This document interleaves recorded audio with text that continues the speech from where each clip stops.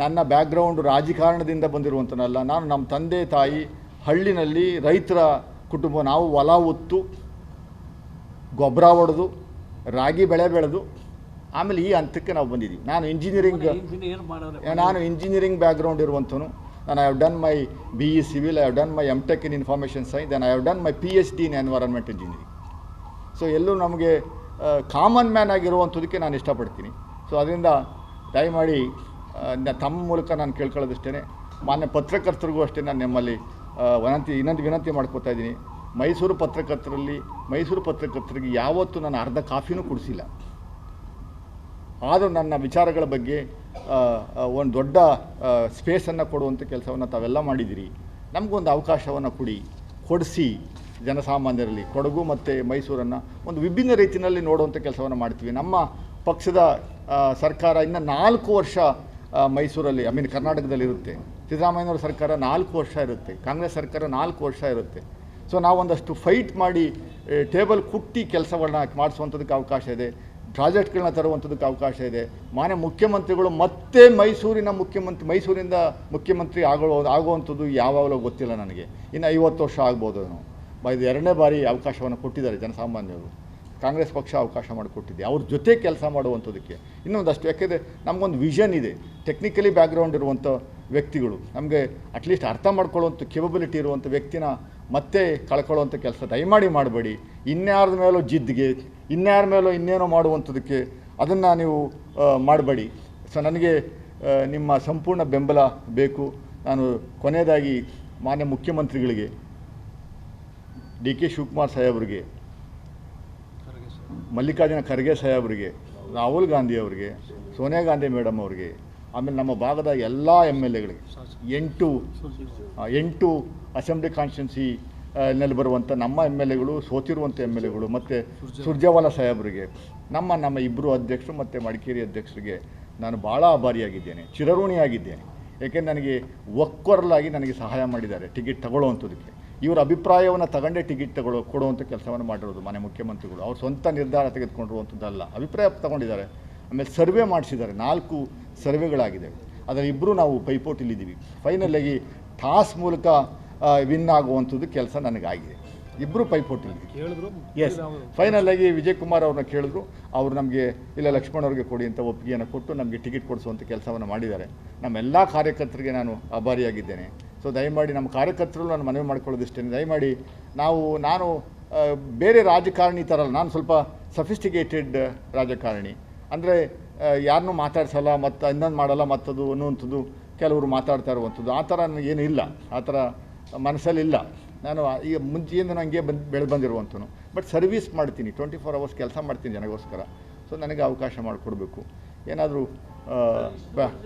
ಮುಗಿದಾಯ್ತು ಒಂದೇ sir. So ಮತ್ತೆ ನಾನು ನಿಮ್ಮಲ್ಲಿ ಕೇಳ್ಕೊಳ್ಳೋದಷ್ಟೇ, ನಾನು ಒಬ್ಬ ಸಾಮಾನ್ಯ ಪ್ರಜೆ. ನನಗೆ ಯಾವುದು ಸಫಿಕ್ಸು ಅಫಿಕ್ಸ್ ಇಲ್ಲ.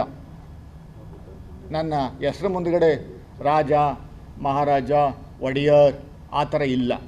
ನಾನು ಓನ್ಲಿ M ಲಕ್ಷ್ಮಣ. ನಾನು ಕೆಲವರು ಒಂದಷ್ಟು ಜನ ಲಕ್ಷ್ಮಣ್ ಗೌಡ ಅಂತ ಮಾಡ್ಕೊಂಡ್ರು.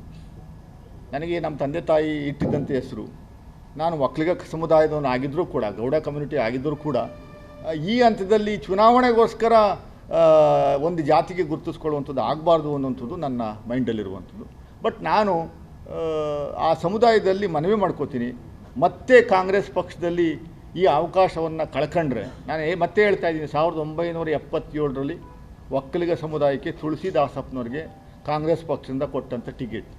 ಅದಾದ ಮೇಲೆ 47 ವರ್ಷಗಳ ನಂತರ, 47 ವರ್ಷ ಆದಮೇಲೆ ಕಾಂಗ್ರೆಸ್ ಪಕ್ಷ ಸಿದ್ದರಾಮಯ್ಯನವರು ಒಕ್ಕಲಿಗರ ವಿರೋಧಿ ಅನ್ನುವಂಥದ್ದು ಏನು ಹೇಳ್ತಿದ್ರು ಅದಕ್ಕೆ ಪ್ರೂವ್ ಮಾಡುವಂಥ ಕೆಲಸವನ್ನು ಮಾಡಿದರು. ಒಕ್ಕಲಿಗ ಸಮುದಾಯಕ್ಕೆ ಸೇರಿದವನು ನನಗೆ ಅವಕಾಶವನ್ನು ಕೊಟ್ಟಿದ್ದಾರೆ, ಟಿಕೆಟ್ ಕೊಟ್ಟಿದ್ದಾರೆ.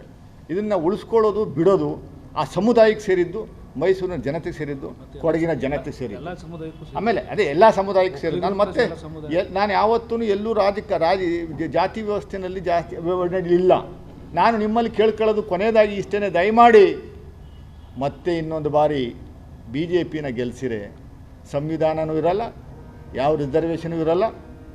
ಗನ್ ಪಾಯಿಂಟಲ್ಲಿ ಹಿಂದ್ಗಡೆಯಿಂದ ಒದ್ದು ಜನಗಳಿಗೆ ಕೆಲಸ ಮಾಡಿಸಿ ಊಟ ಕೊಟ್ಟು ಕೂಲಿ ಕೊಡ್ತಾರೆ.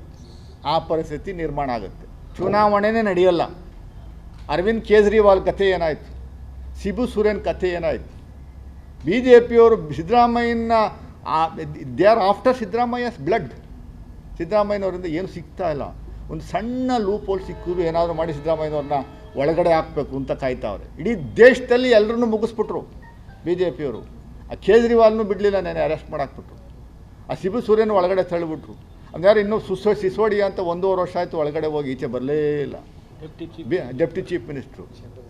ಬಿ ಜೆ ಪಿಗೆ ಸೇರ್ತೀನಿ ಅಂದರೆ ಅವ್ರು ಒಳ್ಳೆಯವರು, ಬಿ ಜೆ ಪಿಗೆ ಸೇರಲ್ಲ ಅಂದರೆ ಇವತ್ತು ಇಡೀ ರಾಜ್ಯದಲ್ಲಿ 10 ಗಂಟೆ ಉರಿತಾ ಇದೆ. 28 ಕ್ಷೇತ್ರಗಳ ಪೈಕಿ ನಮಗೆ ಎಲ್ಲೂ ಅಪಸ್ವರ ಇಲ್ಲ ಟಿಕೆಟ್ ಕೊಟ್ಟರು ವಿಚಾರದಲ್ಲಿ. ಬಿ ಜೆ ಪಿಯವರಿಗೆ 10 ಕ್ಷೇತ್ರಗಳಲ್ಲಿ ಬಂಡಾಯ ಇದೆ. ನಾನು ಮತ್ತೆ ಹೇಳ್ತಾ ಇದ್ದೀನಿ, ನನಗೆ ಕಾನ್ಫಿಡೆನ್ಸ್ ಇದೆ, 100% ನಾವು 22 ಸೀಟನ್ನು 22ರಿಂದ 25 ಸೀಟನ್ನು MP ಸೀಟನ್ನು ನಾವು ಕರ್ನಾಟಕದಿಂದ ಗೆಲ್ಸ್ಕೊಳ್ಳುವಂಥ ಕೆಲಸವನ್ನು ನಾವು ಮಾಡ್ತೀವಿ. ಜನಸಾಮಾನ್ಯರು ನಮ್ಮ ಜೊತೆ ಇದ್ದಾರೆ. 5 ಗ್ಯಾರಂಟಿಗಳು ಏನು ನಾವು ಕೊಟ್ಟಿದ್ದೀವಿ ಅದನ್ನು ಜನಗಳು ತಿಳಿಸುವಂಥ ಕೆಲಸವನ್ನು ಮಾಡ್ತೀವಿ. ಯಾರ ವಿರುದ್ಧ ಮಾತಾಡುವಂಥ ಕೆಲಸವನ್ನು ಮಾಡ್ತೀವಿ. ಅದೇ ಇದು ಸೇರಿ ಮೈಸೂರು ಲೋಕಸಭಾ, ಚಾಮರಾಜನಗರ ಲೋಕಸಭಾ ಕಾನ್ಸ್ಟಿಟ್ಯೂನ್ಸಿ ಇವು ಸೇರಿ 22ರಿಂದ 25 ಕ್ಷೇತ್ರ ನಾವು ಗೆಲ್ಲುವಂಥದ್ದು ಸಂಪೂರ್ಣವಾಗಿ ಕಾನ್ಫಿಡೆನ್ಸ್ ಇದೆ. Yes sir.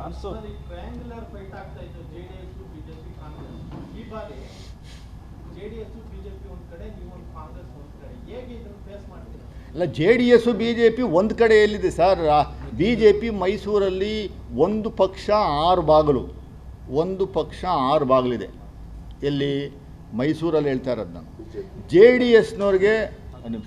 JDSನವ್ರಿಗೆ ಅಸ್ತಿತ್ವನೇ ಇಲ್ಲದೆ ರೀತಿಯಲ್ಲಿ ಮಾಡಾಕ್ಬಿಟ್ರು ಬಿ ಜೆ ಪಿಯವರು. ಕರ್ಕೊಂಡೋಗಿ ನಂಬಿಸಿ ಕತ್ತನ್ನು ಕುಯ್ದುಬಿಟ್ಟು ಪಾಪ ಕುಮಾರಸ್ವಾಮಿಯವರು ಮಡ್ರಾಸ್ಗೆ ಹೋಗಿದ್ದಾರೆ ಚಿಕಿತ್ಸೆಗೆ. ಆ ಪರಿಸ್ಥಿತಿಯನ್ನು ತಂದರು. 2 ಸೀಟ್ ಕೊಡ್ತೀನಿ ಅಂದರು. ಆ 2 ಸೀಟ್ನ ಯಾರು ನಿಲ್ಲಬೇಕು ಅನ್ನುವಂಥದ್ದು ಅವರೇ ಡಿಕ್ಟೇಟ್ ಮಾಡ್ತಾ ಇದ್ದಾರೆ. ಆ ಸಮುದಾಯ ಅರ್ಥ ಮಾಡ್ಕೊಬೇಕು. ಒಕ್ಕಲಿಗ ಸಮುದಾಯ ದಯಮಾಡಿ ಅರ್ಥ ಮಾಡ್ಕೊಬೇಕು. ಬಿ ಜೆ ಪಿಯವರು ಯಾವ ರೀತಿ ಕತ್ತು ಕುಯ್ತಾರೆ ಅನ್ನುವಂಥದ್ದು ಅರ್ಥ ಮಾಡ್ಕೊಳ್ಳಿ. ಒಕ್ಕಲಿಗರ ವಿರೋಧಿ, ದಲಿತರ ವಿರೋಧಿ ಬಿ ಜೆ ಪಿ, ಬಡಬಗ್ರ ವಿರೋಧಿ, ಹಿಂದುಳಿದ ವರ್ಗದ ವಿರೋಧಿ. ಈಶ್ವರಪ್ಪನವ್ರಿಗೆ ಯಾಕೆ ಅವ್ರ ಮಗನಿಗೆ ಟಿಕೆಟ್ ಕೊಡಲಿಲ್ಲ? ಸದಾನಂದ ಗೌಡರಿಗೆ ಯಾಕೆ ಟಿಕೆಟ್ ಕೊಡಲಿಲ್ಲ? ಪ್ರತಾಪ್ ಸಿಂಹನಿಗೆ ಯಾಕೆ ಟಿಕೆಟ್ ಕೊಡಲಿಲ್ಲ? CT ರವಿಗೆ ಯಾಕೆ ಟಿಕೆಟ್ ಕೊಡಲಿಲ್ಲ? ಹೇಳಿ, ಬಿ ಜೆ ಪಿಯವರು ಉತ್ತರ ಕೊಡಲಿ. ಯಾವ ಸಮುದಾಯ ಬೇಕು ಸ್ವಾಮಿ ಹೇಳಿ ದಯಮಾಡಿ. ಸೊ ಇದನ್ನು ಅರ್ಥ ಮಾಡ್ಕೊಳ್ಳಿ. ಬಿ ಜೆ ಪಿ ಈಗಲೂ ಜನಸಾಮಾನ್ಯರು, ಆ ಸಮುದಾಯದವರು ಈಗಲೂ ಅರ್ಥ ಮಾಡ್ಕೊಳ್ಳಿಲ್ಲ. ಯಾವುದೋ ಭಾವನಾತ್ಮಕ ವಿಚಾರಗಳನ್ನು ಭಾಷಣದ ಮೇಲೆ ನೀವು ಓಟ್ ಹಾಕುವಂಥ ಕೆಲಸ ಮಾಡಿಬಿಟ್ರೆ ಕೆಲಸ ಮಾಡುವಂಥವ್ರ ಗತಿ ಏನು ಸ್ವಾಮಿ? 5 ಗ್ಯಾರಂಟಿಗಳನ್ನು ಸಿದ್ದರಾಮಯ್ಯನವರು ಅನುಷ್ಠಾನ ಮಾಡಿದ್ರು. 5 ಗ್ಯಾರಂಟಿ, ಪ್ರತಿಯೊಬ್ಬರು 94% ಜನಸಂಖ್ಯೆಗೆ 5 ಗ್ಯಾರಂಟಿಗಳಲ್ಲಿ ಒಂದಲ್ಲ ಒಂದು ಅನುಕೂಲ ಆಗ್ತಾಯಿದೆ. ನನಗೆ ನಮ್ಮ ಮನೇಲಿ ಎಲೆಕ್ಟ್ರಿಸಿಟಿ ಬಿಲ್ ನಾನು ಕಟ್ತಾ ಇಲ್ಲ 10 ತಿಂಗಳಿಂದ. ನಿಮ್ಮ ಮನೆ ನೋಡಿ ದಯಮಾಡಿ ನೀವು ಕೂತ್ಕೊಂಡು ಯೋಚನೆ ಮಾಡಿ ಏನು ನಿಮ್ಗೆ ಬೆನಿಫಿಟ್ ಆಗಿದೆ ಅಂತ. ಒಬ್ಬೊಬ್ಬರಿಗೆ 5,000 6,000 7,000 8,000ವರೆಗೂ ಬೆನಿಫಿಟ್ ಆಗ್ತದೆ ತಿಂಗಳ. ಇದು ಏನಾದರೂ ನೀವು ನಮ್ಮನ್ನು ಸೋಲಿಸ್ಬಿಟ್ರೆ ಈ ಗ್ಯಾರಂಟಿ ಸ್ಕೀಮ್ಗಳು 100% ಬಿ ಜೆ ಪಿಯವರು ನಿಲ್ಲಿಸ್ಬಿಡ್ತಾರೆ. ಅದನ್ನು ಅರ್ಥ ಮಾಡ್ಕೊಬೇಕು. ಬಿ ಜೆ ಪಿಯವರು ಇಂಥ ಸ್ಕೀಮ್ಗಳು ವಿರುದ್ಧ ಇದ್ದಾರೆ. ದಿನ ಬೆಳಗ್ಗೆ ಅದನ್ನೇ ಬಾಯಿ ಬಡ್ಕೊತಾ ಇರೋದವರು. ಕೊಡಬೇಡಿ, ಪುಕ್ಕಾಟೆ ಕೊಡಬೇಡಿ ಜನಗಳಿಗೆ ಏನೋ ಅಂತ. ಸಾಮಾಜಿಕ ನ್ಯಾಯದ ಅಡಿನಲ್ಲಿ ಅವರಿಗೆ ನಂಬಿಕೆ ಇಲ್ಲ.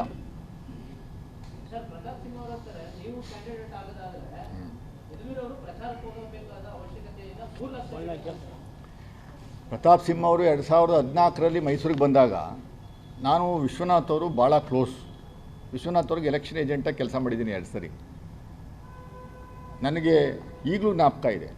ಜಲದರ್ಶಿನಿ ಮುಂದುಗಡೆ ಕಾರಲ್ಲಿ ಹೋಗ್ತಾ ಇದ್ದ ನಾನು ವಿಶ್ವನಾಥ್ ಅವರು, ಫೋನ್ ಬಂತು, ಪ್ರತಾಪ್ ಸಿಂಹ ಅನ್ನೋನಾಗೆ ಯಾರಿಗೋ ಟಿಕೆಟ್ ಕೊಡೋದು ಕೊಟ್ಟಾಯಿತು ಅಂತ. ಈಶ್ವರಪ್ಪನವರು ಅಧ್ಯಕ್ಷರಾಗಿದ್ದರು, ಅವರೇ ಫೋನ್ ಮಾಡಿ ಹೇಳಿದರು.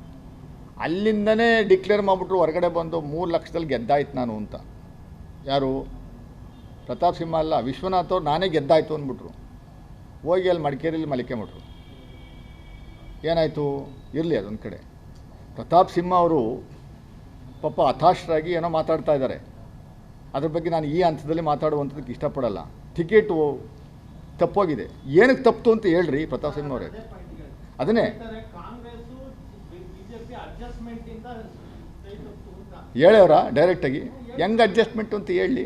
ಇವ್ರ ಪಕ್ಷದಿಂದ ಟಿಕೆಟ್ ಕೊಡಿಸುವಂಥದ್ದು ಕಾಂಗ್ರೆಸ್ಸಿಂದ. ಈಗೆಲ್ಲ ಅವಕಾಶ ಇದೆಯಾ? ಆ ಥರ ಇಲ್ಲ. ಅದರಿಂದ ಪ್ರತಾಪ್ ಸಿಂಹ ಅವರು ಪಾಪ ಹತಾಶರಾಗಿ ಏನೇನೋ ಮಾತಾಡ್ತಾವ್ರೆ. ಅದೇನು ಎತ್ತ ಅನ್ನುವಂಥದ್ದು ಅವ್ರು ನಿಲ್ಲಬೇಕಾಯಿತು ರೀ. ನನಗೆ ಸಾಕಷ್ಟು ಬಾರಿ ಚರ್ಚೆ ಇದು ಚಾಲೆಂಜ್ ಮಾಡಿದ್ರಲ್ವ, ಪ್ರತಾಪ್ ಸಿಂಹ ಅವರೇ ಚಾಲೆಂಜ್ ಮಾಡಿದ್ರು ನನಗೆ, ನಿಲ್ಲಿಸಿ ಎಂ ಪಿಗೆ ಬಂದು ನಿಂತ್ಕೊಳ್ಳಿ ಅಂತ. ಬಂದು ನಿಂತಿದ್ದಿಲ್ಲ ಸ್ವಾಮಿ, ನೀವೇ ಇಲ್ವಲ್ಲ, ನೀವೇ ವಿಕೆಟ್ ಔಟ್ ಆಗ್ಬಿಟ್ಟಿದ್ದೀರಲ್ಲ. ದಯಮಾಡಿ ಬಂದು ಇನ್ನೂ ಸರಿ ಟಿಕೆಟ್ ತಗೊಂಬಂದು ಬಂದು ನಿಲ್ಲಿ, ನಿಮ್ಮ ಮುಂದೆ ನಾನು ಫೇಸ್ ಮಾಡೋಕ್ಕೆ ಬಂದಿರೋದು, ನಾನು ಬಂದಿದ್ದು ಅಲ್ಲಲ್ಲ, ಏನೋ ಒಂದು ಮಾಡಿ ನಿಂತ್ಕೊಳ್ಳಿ ನೋಡೋಣ. ನನಗೆ ಒಬ್ಬ ಗ್ರಾಮ ಪಂಚಾಯಿತಿ ಎಲೆಕ್ಷನಲ್ಲೂ ಗೆಲ್ಲಕ್ಕಾಗದೇ ಇರೋನ್ನ ಹತ್ರ ನಾನು ಚರ್ಚೆ ಮಾಡಲ್ಲ ಅಂತಿದ್ರಪ್ಪ. ಗೆಲ್ಲದೇ ಇರ್ಬೋದು, ನಾನು ಎಲೆಕ್ಷನ್ ನಿಂತಿದ್ದೀನಲ್ವ, MLC ಎಲೆಕ್ಷನ್ ನಿಂತಿದ್ದೀನಿ, 185 ಹೋಟೆಲ್ ಸೋತಿದ್ದೀನಿ. ಈ ಸರಿ ನಾನು ತೋರಿಸ್ತಿದ್ದೆ ಏನು ಅಂತ ನೋಡಿ. ಇವೆಲ್ಲ ಉಡಾಫೆಗಳನ್ನು ಬಿಡಬೇಕು. ಪ್ರತಾಪ್ ಸಿಂಹ ಅವರೇ ಬಿಡಿ, ಇಷ್ಟೆಲ್ಲ ಏನೇನು